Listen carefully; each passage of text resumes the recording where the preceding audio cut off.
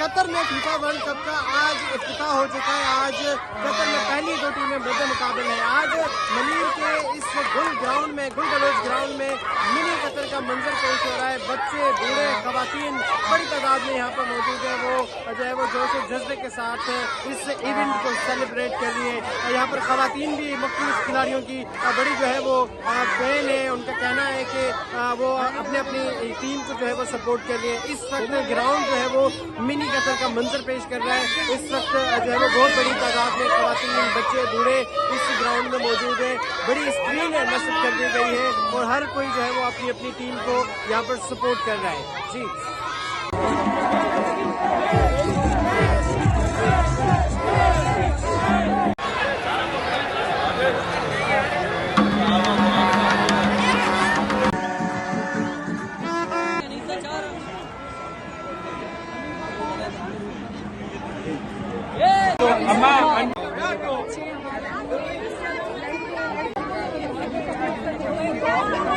ब्या